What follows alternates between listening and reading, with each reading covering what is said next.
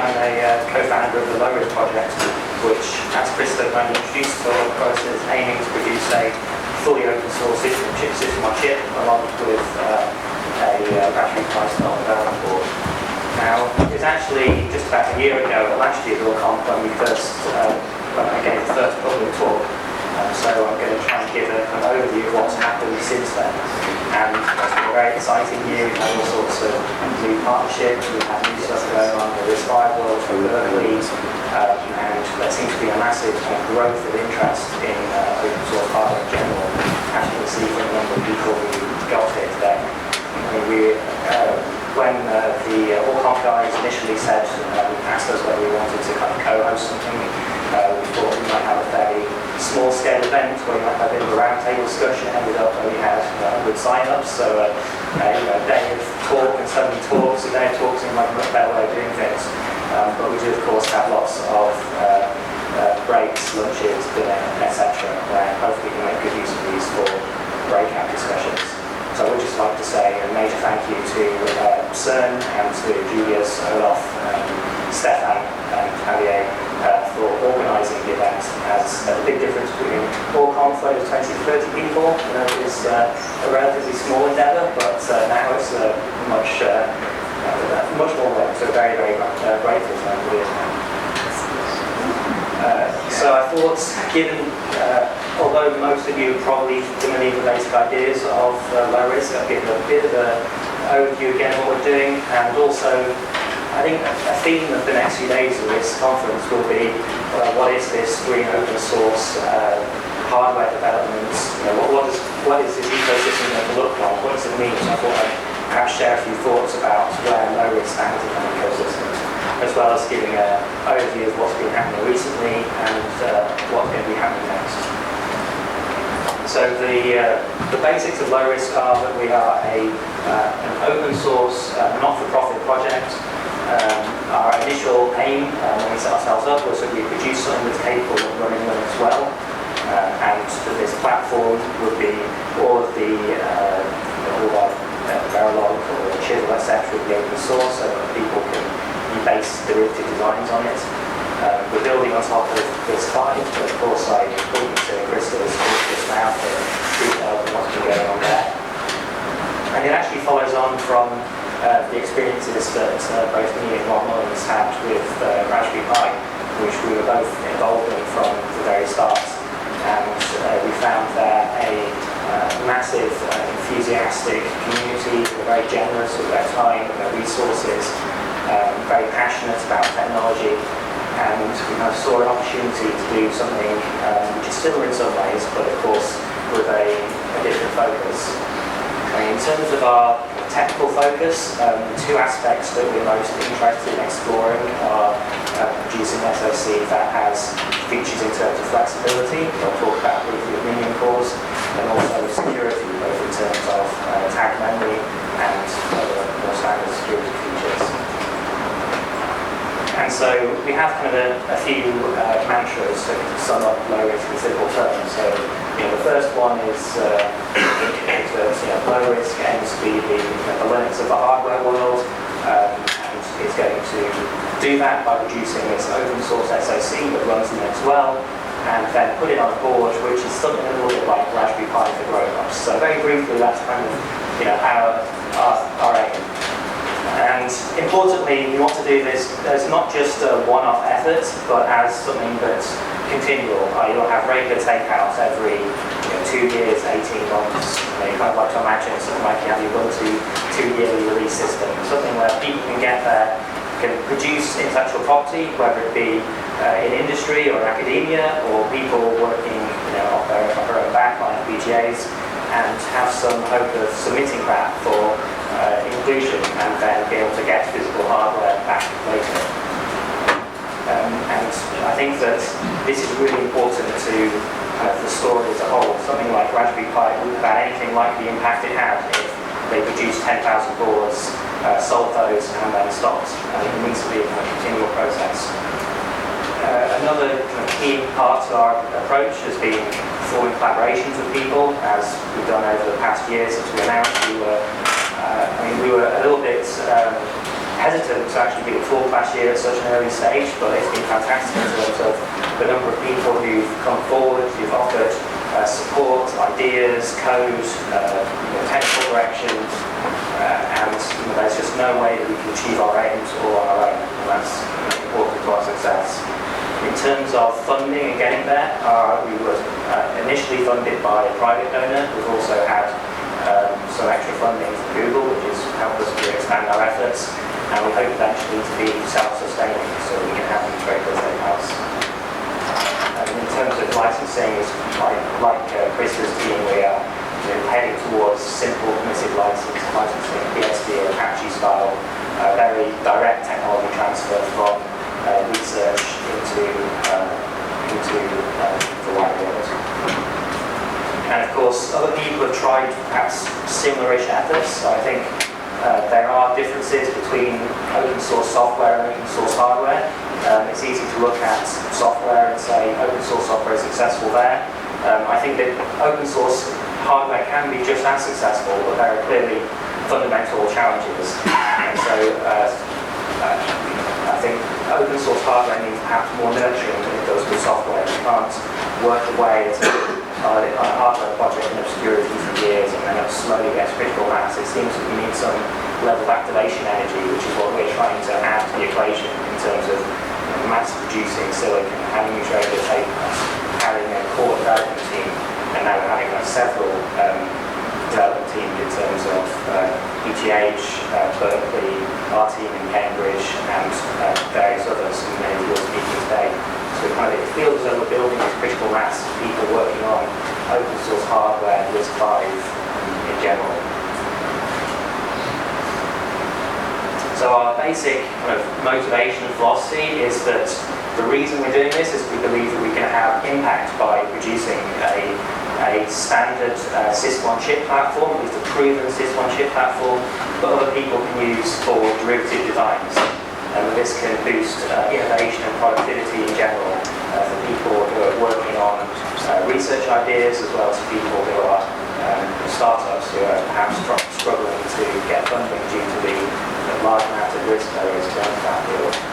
We want to increase diversity and competition, because it's perhaps counterintuitive that we have this shared base, so we perhaps, or most people may be starting from this base SoC, but actually that can increase the amount of diversity, because if you have more people who can actually afford to get to a starting point, you can invest in working on that small 20% little accelerator that helps you differentiate from other people, rather than trying to reinvent the wheel and produce just a basic SoC.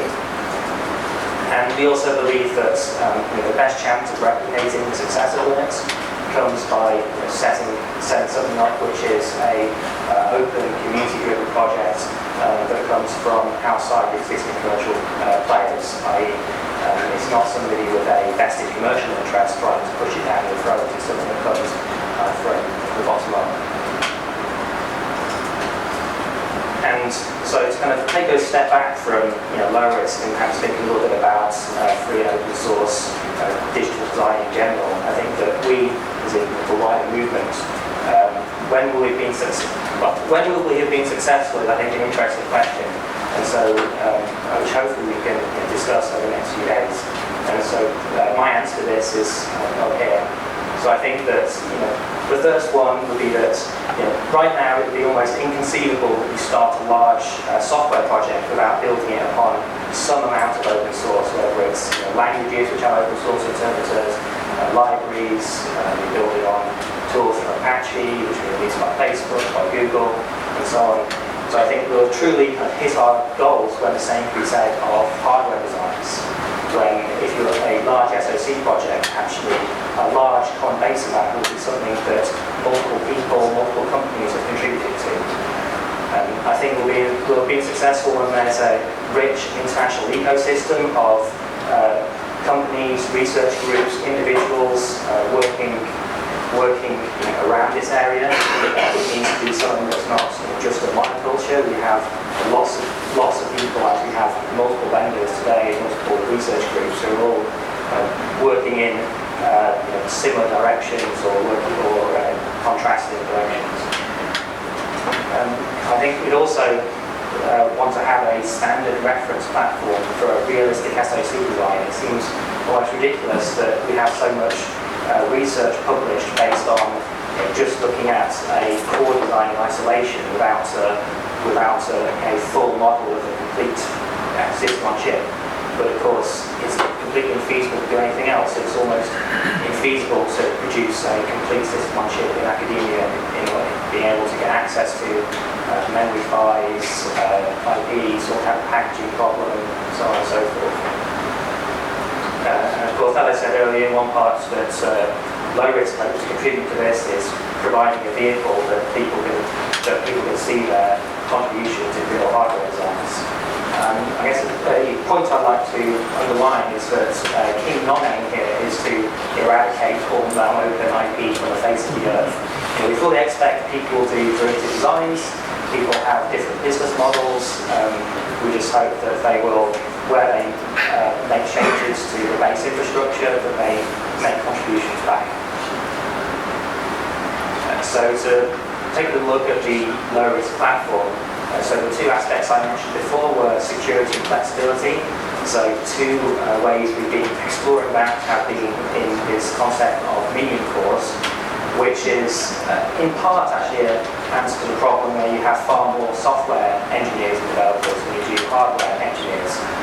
So by moving some aspects of the design into the software space, we hope to solve some of those issues, as well as the fact that few people actually have the ability to fabricate their own chip.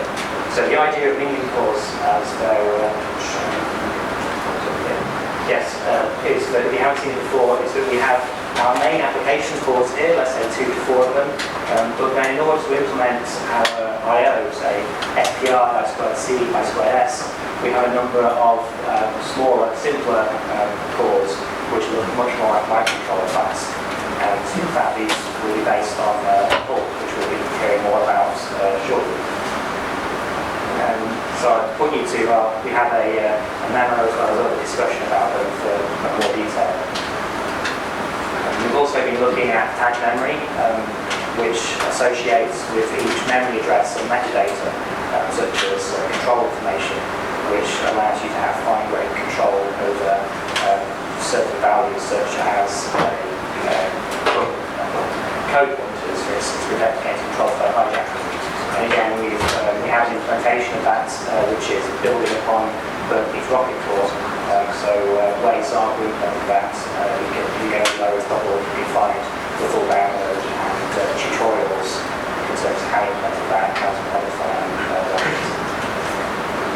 Yes, so I would say Wade has gone through and this is implemented so that we have a kind of extra. So just after memory controller and associated with the L2 cache, just after the L2 cache we have a tag cache which keeps track of accesses to this tag store metadata.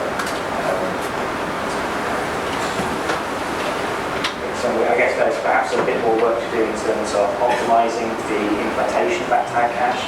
But we have also worked over the summer with a summer intern on a LBM implementation of control flow hijacking using an attack memory. So we'll be sharing more about that in the next couple of weeks.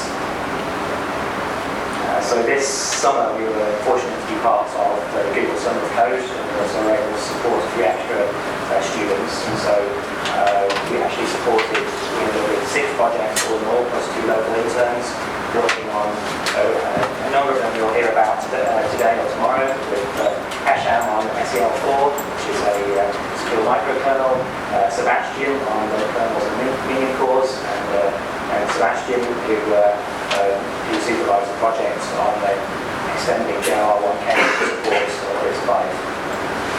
As I say, we've also done work on the tag memory system, both in terms of providing we have a prototype LDM pass for detecting and control flow hijacking, as well as we've also been doing some work into how we might provide a more flexible, composable tag memory system. And there's much more work than I have time to summarise, so we'll be eking out blog posts over the next few weeks to give full details on what people have done and how you can handle it. So the last last year, we've been very fortunate to make a whole bunch of kick off some collaborations. We're very happy to now have Luca Benini on our technical advisory board. We hope to build our Minion core system on Pulp and Pulpino, which we'll hear about shortly. Stefan has very kindly contributed ideas on a debug system, and we're going to work with Stefan and other interested parties in integrating that system to provide a solution to debug. And of course, many people in the community, Reynolds, others from the main list or the Metasound meetups who have contributed ideas. And of course, the Cambridge team has grown. So Wade Song, who did most of the implementation work, unfortunately couldn't make it here today because of these visa issues, which is a real shame because he deserves all the credit for this. And we now have, so here today we have Rob Lawrence, and we also have Royce Fleet, who's the Capstar PhD group. So a few of us here from the lowRISC team to chat over. I suppose the most recent and I guess our current development focus is untethering the system on chip. So the rocket, which vertically take out multiple times and it runs on FPGA as well as on RISC implementations, it relies on a kind of host core. So something which, so on FPGA, for instance, we use it on one of the cores, one of the FPGAs which has an ARM core as well, the Intex, etc. Yeah. The ZIC, which is, and so Wade's been doing work to support memory mapped I/O and to kind of remove that link of the host target interface. So this is currently implemented by, so we have tile link, an uncached tile link connection from the L1 cores. So for memory mapped I/O, which in the current system is always uncached and in order, this then connects through to an I/O bus, to which we have connected UART, SD, and then DMA. But we also have a DMA connected to a standard R2 cache bus for when you want a coherent access, which is a starting point rather than, there are other ways you might look at doing this. I know there are design trade-offs, but I don't really have time to go into that now. But I think the hope is to have something, you can check out the current state of development on our Git repo. The hope is in the next month or two to have this kind of ready to release, so we have a fully bootable untapped system. Right now, Wade's is working on hooking up so I believe it's this part, so it's hooking up these crossbars to the ANSI-bus and fully supporting booting from SD, where it's actually ending up to be, I think it's always in a phase where it's just software work actually, and we have booting from FPGAs in an untethered graphical system is very working. So the next milestone for us will be completing this untethering process to integrate port-based Minion cores and produce a prototype based on that. And also there are a number of kind of obvious optimizations to tag cache that we've thought about, so we're just going to take the time to go in. Now our first test chip, so we're aiming to produce next year, and we're aiming for something. Now the aim of this is a kind of initial proof point, so this isn't our final destination, it's kind of an intermediate step. We're aiming to have something which has 2 to 4 cores, an LPDDR2 or 3 memory interface, USB, maybe Ethernet, but at least a proper memory interface and either USB or Ethernet in order to have something that looks rather like a commercially shipping system on chip. Now we've had some interesting discussions, both with people in person and on the main list regarding the use of third-party IP. And so our final vision here is to have a system where all the digital logic is fully open source. However, it's for the next 5 years, and perhaps we have something that works after nobody cares. But in order to actually get to something that is usable in a reasonable amount of time, We're going to start by using some commercial third-party IP, mostly because in the near term there's no way that a fully open source memory PHY or USB PHY is going to become available. If people know research groups who are working on this, but I'd love people to make a connection, but it's certainly, I think the economics work out very differently for the kind of more analog level stuff versus digital logic. And kind of unpicking the controller of the PHY in the initial case isn't necessarily a good use of our time and resources. But as I say,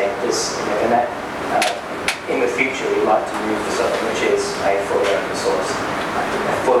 All the digital logic is open source. We're also interested in looking at ways of kind of firewalling or restricting third-party IP. I think that's perhaps a parallel to the original developments of the GNU project, which started on commercial proprietary Unix systems and then piece by piece replaced applications as and when they're able to.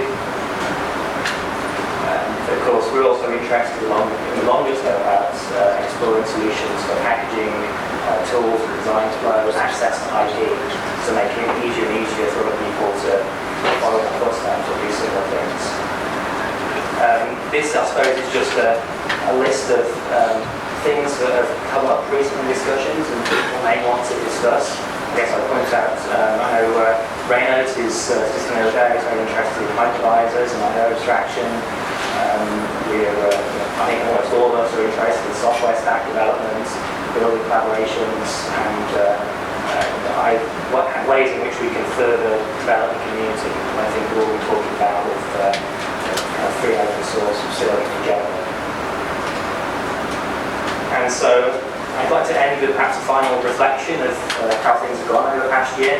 So I think one of the I said that open source hardware, it needs nurturing and needs a kind of strong core team, and we're starting to build that strong core team at Cambridge.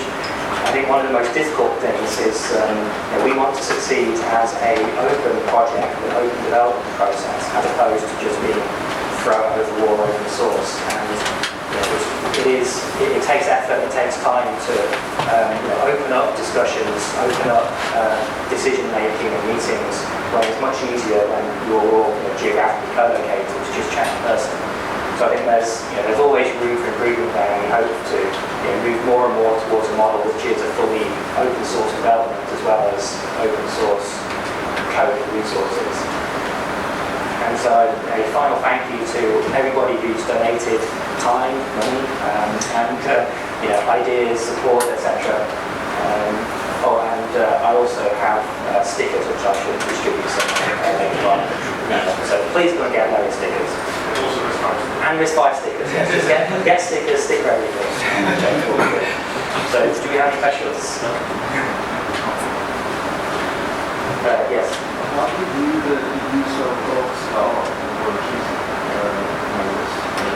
yes. If you want to collaborate, you have to agree on using GC or? So it's likely we'll have some partnership will be in system Verilog, so jumping hold within system Verilog, for instance.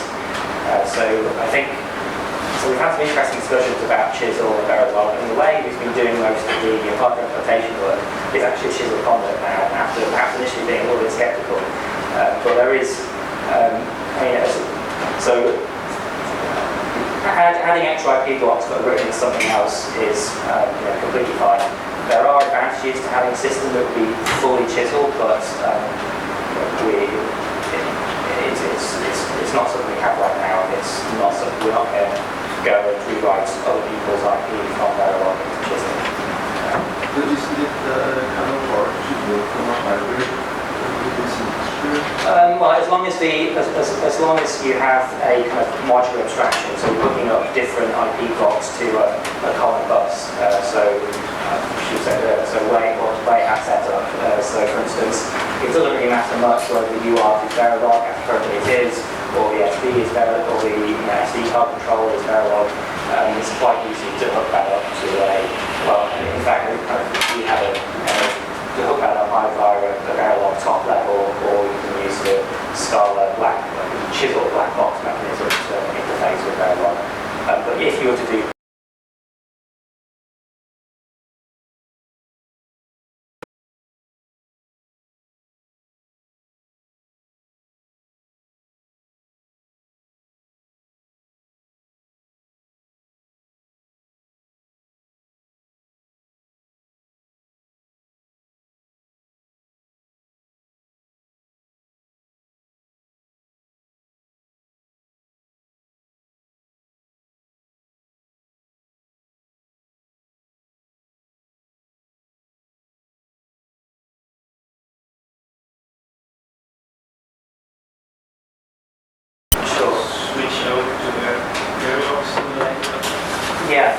so we've been, so Way is, I think this Way got his validator system, I think it's working now, so we've been, yeah, you've been in the process of doing that for validator, so if that's fully working, hopefully we'll write a blog post about using validator with the rocket chip, but validator is now a very mature Verilog simulator, which can pass your Verilog C++. It can also work if you have access to commercial tools with model sim or VCS. So it's, there's some inherent niceness in having everything installed and being able to generate a very optimized simulator based on that. But it's for us, it hasn't been worth the effort, or it hasn't been worth the physical capital to try and force other people to convert to Verilog chisel. People have their own reasons for using whatever. And anybody who's creating derivative designs, they're almost definitely going to be integrating third-party IP, which is in Verilog or the HDL. So it's kind of useful that we actually test out these things. Yes? I was wondering about FPGAs for number of reasons. I think developing ASICs as a goal is great. FPGAs have their uses for early stage prototyping, or even after the ASIC is built, syncing different parts of the system. Is there a plan to release like a standard platform implementation, maybe on open source FPGA level? Yes, we hope to be able to. I think we've been focusing on the untethering first and foremost, and then we can look to see what level of complexity, what level of cost an FPGA can get away with. We'd like to be able, so right now there's kind of instructions on the Kirby site. They've tried with the Z board and the Zybo, which are both fairly low cost boards. I guess there's room for having something more tailored towards people experimenting with the Minion subsystem. You can imagine mapping that just an FPGA and customizing that, or looking at other aspects in isolation.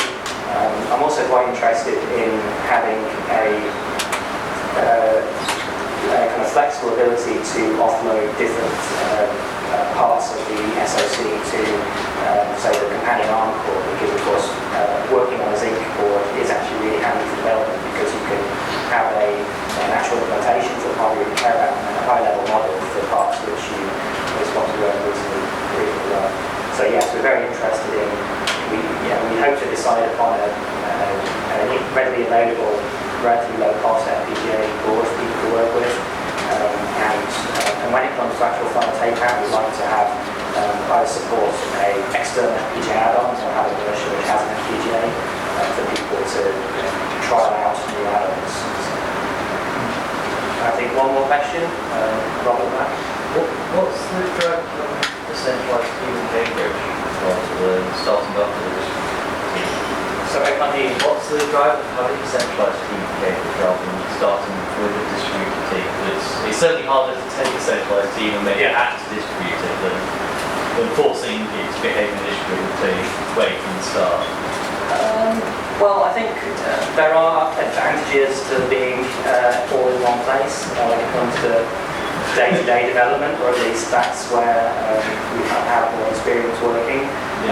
Also, a very simple practical reason is that most of our funds are at the University of Cambridge, and so employment goes through the University of Cambridge, which isn't very compatible with ad hoc remote working. In time, of course, this may change, so we may look to change how things are. And of course, if anybody, we're not advertising anything currently, but if anybody is very interested in working with an RA or something, I know Rob's always very interested in receiving CVs, so let me know when we start advertising again. Yeah. Okay. Thank you very much. Thanks, Alex.